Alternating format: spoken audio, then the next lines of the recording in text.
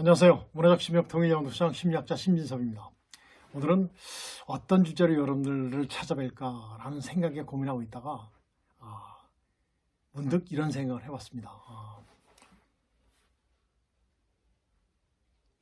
최근에 유력한 대선 주자들이 있죠. 대선 주자들이 이제 지역 곳곳을 찾아다니면서 말하는 공약이라고 할 수 있죠. 공약. 그래서 공약에 대해서 한번 생각을 해봤습니다. 공약은 바로 뭐냐면 공짜 아시죠? 이렇게 약자는 약속할 때 약자입니다. 약속할 때 공약, 공적인 업무에 대해서 약속하는 거죠. 그래서 이제 이거를 영어로 한번 표현을 해보니까 프레즈라는 뜻입니다. 프레즈. 그 다음에 이제 promise, 커미트먼트 이런 뜻도 있지만 그거보다는 더 프레즈, 즉 약속, 맹세, 서약 같은 그런 의미가 있는 것이 바로 공약이라고 할 수 있습니다. 공약은 바로 뭐죠? 어떤 정당이나 정부 또는 이제 입후보하는 사람들이 이제 국민들께 약속하는 그런 것을 공약이라고 합니다. 그래서 선거 공약서는 대개 이제 법으로 정해져 있습니다. 집행기관을 선출하는 대통령 선거, 그다음에 지방자치단체장, 그다음에 이제 후보자가 이제 유권자에게 이제 공약을 하는 거죠. 제시할 때는 각 사업의 목표, 우선순위, 이행 절차, 이행 기간, 그다음에 이제 실천하려는 재원 조달하는데 돈이 필요하니까 재원 조달 등을 구체적으로 제시해서 이렇게 이제 발표하는 거죠. 그러면 뭐가 되는 거죠? 정책 경쟁이 되는 겁니다. 그래서 거기에서 전부 다 각 후보자들이 이제 경쟁을 하는 거죠. 그래서 이제 이게 아주 정상적인 선거 풍토에 하는 거, 선거 풍토를 조성하고 이제 책임 정치를 구현하는 것이 이제 바로 공약이라고 할 수 있습니다. 그런데 어떻습니까? 요즘 보면 참 너무 함부로 얘기하는 것 같아요. 함부로. 그래서 이제 그렇다면 지금 20대 대통령을 선출하는 건데 19대 대통령들은 어떤 공약을 냈었는가를 한번 살펴봤습니다. 제가 이제 공약만 말씀드리고 누구다라는 말씀은 안 드리겠습니다. 여러분들이 한번 찾아보십시오. 자, 어떤 분의 공약 중에서는 이제 대개 보니까 이제 공약이 10개 정도로 이렇게 축약을 해서 하더라고요. 첫 번째, 튼튼한 자강 안보를 토대로 한반도 비핵화 평화 체제를 구축한다. 그다음에 교육, 과학기술, 상업혁명으로 경제성장과 미래를 준비한다. 세 번째, 정경유착 및 불공정 거래를 이렇게 근절시키고 중소상공인 보호에 아주 최선을 다하겠다. 그 다음에 네 번째, 임금 격차와 고용 불안 없는 미래 일자리를 창출하겠다. 그 다음에 국민 주권의 더 좋은 민주주의, 기득권 타파와 민주주의를 만들어서 기득권들이 있지 않습니까? 지금 구태라고 그래요. 구태. 기득권 타파와 협동하는 정치, 통합의 정치를 구현하겠다. 그 다음에 국민이 안전한 재난 제로 사회를 구현하겠다. 지금 보면 굉장히 아파트를 지어도 붕괴되고 뭐해도 붕괴되고 그런 사건들이 굉장히 많이 납니다. 불도 많이 나고 이런 것들을 없애겠다라는 거죠. 그 다음에 국민 모두를 위한 성평등 대한민국을 만들겠다. 그 다음에 이제 9번째로 다음 세대를 위한 깨끗한 환경을 만들겠다. 그 다음에 안전한 에너지를 아름다운 문화국가를 만들겠다 하는 것이 이제 9번째고 10번째가 헌법을 실천한 정부가 되겠다. 국민 건강과 식량 주권을 지키며 스마트 농어촌을 만들겠다 하는 것이 세 후보 중에서 이제 저기 네 후보인데 그래도 이제 어느 정도 이제 득표를 많이 했던 분들 3명을 제가 이제 했습니다. 이런 식의 공약을 했습니다. 그래도 굉장히 많이 와닿는 공약 내용들이었습니다. 그 다음에 이제 어떤 분은 이랬어요. 또 다음 분입니다. 다른 분입니다. 강한 안보, 기업의 자유를 서민에게 기회 제공을 통한 일자리를 창출한다. 서민 맞춤형 복지제도를 완성한다. 그래서 복지의 사각지대를 없애겠다. 그 다음에 개천에서 용이 나는 교육체계를 구축하겠다. 지금은 참 아주 와닿는 내용들입니다. 그 다음에 서민 복지를 확대하고 사회 안전 조성을 최선을 다하겠다. 안전 조성하는데 안전망 구축해서 조성하는데 그 다음에 소상공인 보호와 지역 경제를 활성화시키겠다. 그 그다음에 부패 척결과 공공부문 개혁으로 사회 부조를 차단하겠다. 그다음에 또 이제 이런 얘기했습니다. 깨끗한 물과 맑은 공기로 청정한 대한민국을 만들겠다. 환경이겠죠. 그다음에 4차 산업선도와 작은 정부를 만들겠다. 그다음에 저출산 극복과 청년 복지 확대로 대한민국이 아주 활기 넘치는 국가를 만들겠다라는 공약을 제시한 분도 있어요. 아주 굉장히 멋있는 공약들입니다. 그다음에 또 한 분입니다. 이분은 이제 대한민국을 굉장히 강조합니다.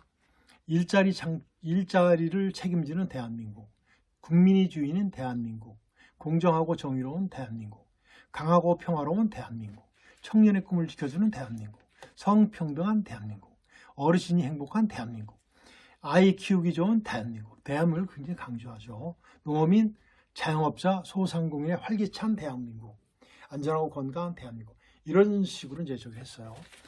여러분들 보시기에 어떻습니까?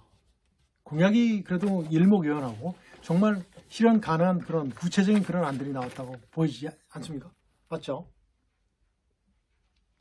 그래서 제가 찾아봤습니다. 그 공약에 포함될 사항들이 바로 뭐냐면 그 공통점들이 있습니다. 첫 번째, 국민들이 먹거리를 얘기하는 경제가 나와야 되겠죠.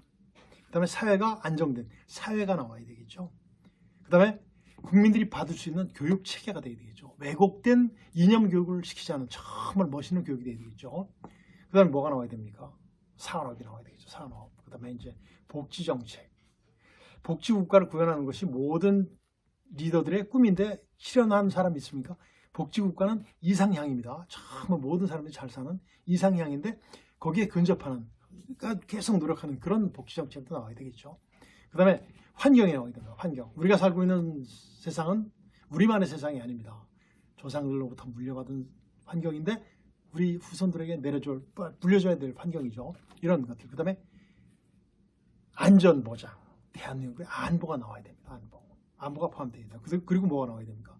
가장 중요하다고 생각되는데 정의로운 사회. 정의가 나와야 돼요. 좀 전에 말씀드렸던 19대 대통령 후보자들의 공약들이 대개는 이런 것들이 포함되는데 몇 분은 빼놨죠. 그건 이제 어떤 분이 이제 그런 얘기를 했어요. 내가 대통령이 되면 청와대에서 안 살고 광화문에 살겠다라고 이제 공약을 했어요. 물론 빌공짜 공약이 됐죠. 빌공짜 공약은 공약을 지키지 않겠다는 적이죠. 헛소리죠, 헛소리.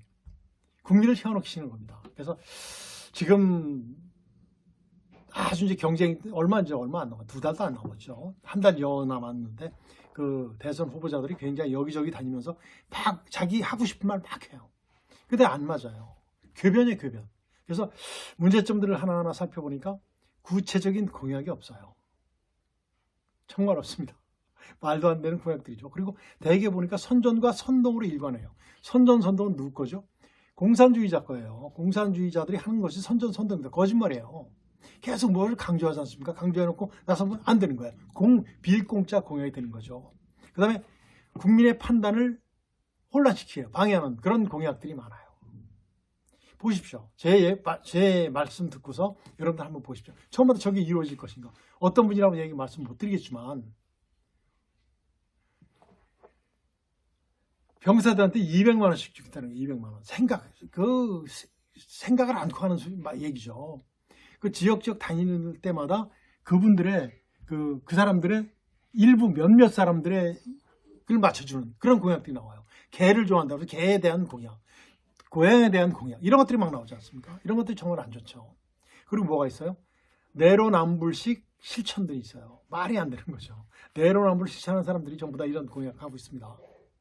그런 분들이 후보자들이죠. 그리고 전문성이 부족해요.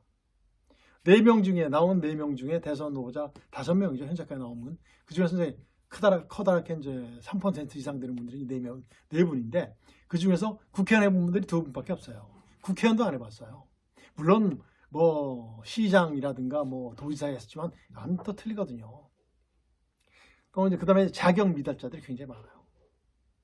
자격 미달은 도덕성이죠. 그리고 사과했다고 그러면 나와야 될 거 아닙니까? 그 자리에 공직자에 나오면 안 돼. 리더에 나오면. 근데 그런 것들을 아주 모르는, 누가 봐도 삼척동자도 비웃을 수 있는 그런 분들이 많아요. 이게 자격 미달자들이 있어요. 그 다음에 뭐 있냐면 애국자가 없어요. 애국자가 없습니다. 자기들은 군에 가기 싫어서 군대 안 갔어요. 무슨 핑계 대서 안 갔어요. 그러면 지금은 또 어떻게 해요? 합리화시키지 않습니까? 이런 사람들이 많아요. 그 다음에 이제 무엇보다도 언론의 공정성이 있어야 되는데 언론의 공정성이 굉장히 우려돼요. 특정 후보들만 이렇게 지지를 해줘요. 이런 것들은 정말 잘못됐죠. 이런 것 잘못됐습니다. 그 다음에 이제 정권 확보를 위한 불의와의 타협을 막 해요. 이런 것들이 우리가 보는 커다란 문제점이라고 볼 수 있습니다. 제가 여러분들께 대통령 공약에 대해서 말씀드리려고 이제 여기저기 이제 자료를 찾아보다 보니까 그때 그 노무현 대통령이 이렇게 그때 운명하셨는데 그때 재판 어떤 조사를 받고 나서 이제 그렇게 됐습니다. 그러니까 이제 강남에 있던 큰 절에서 거기 주재하시는 분이 49일 동안 49제라고 불교에서는 하지 않습니까? 49일 동안 검사들은 우리 절에 출입할 수 없다고 딱 현수막을 붙여놨대요. 그러니까 이제 그 검사들 사이에서 그분이 누구야? 그 중이 누구야? 중이라고 하지 않습니까? 중 스님인데 그 중이 누구야? 걸리기만 해봐. 막 이런 식으로 나왔던 것 같아요. 그 이제 귀에 들어갔겠죠. 그 스님의 귀에 들어갔는데 그분은 어떻게 했어요? 끝까지 49일 동안 지켜낸 그런 분이에요. 그분이 요새 이제 개인 방송 이런 개인 방송을 하시더라고요.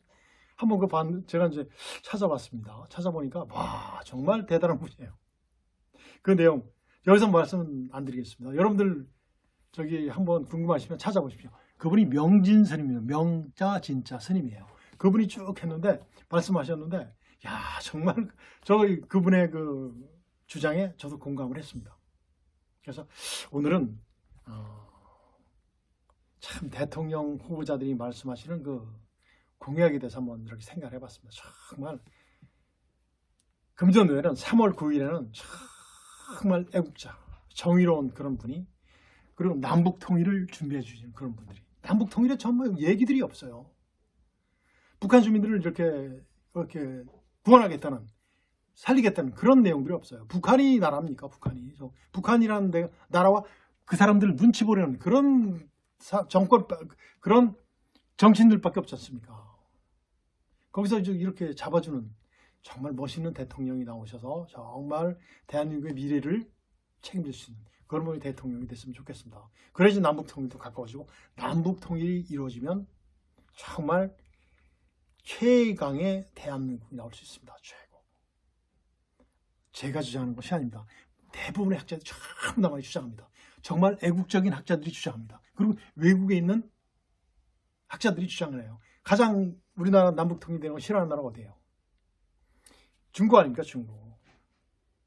최고 싫어하는 나라 중국이죠. 이 우리의 잠재 역량을 본 거죠. 우리가 중국보다 모든 것이 앞서 있어요. 전부 다 앞서 있어요. 뭐만 뒤져 있죠? 유엔에서 이렇게 제재를 하니까 우리는 핵만 개발하지 않았습니다. 그 이외의 분야에서는 역사적인 일에 한 번도 중국한테 져본 적이 한 번도 없습니다. 문명도 그렇고 그들보다 훨씬 뛰어난 민족입니다. 그래서 빨리 멋있는 리더께서 나오셔서 대한민국을 선도해주고 정말 우리 민족을 통합시키는 그런 멋진 분이 나왔으면 좋겠습니다. 그래야지 문화적 심리적 통일도 빛을 볼 거 아닙니까? 우리가 생각하는 문화적 심리적 통일 정말 남과 북 우리 동포들이 함께 어우러서 잘 사는 그런 국가가 될 거 아닙니까? 그렇죠? 그러기를 간절히 바라면서 정말 멋있는 대통령이 나오기를 바라면서 오늘은 여기서 마치도록 하겠습니다. 그리고 아마 이 방송 나갈 때쯤이면 아마 설 전후가 될 겁니다. 여러분들 정말 임인년에 새해 복 많이 받으십시오. 안녕히 계십시오.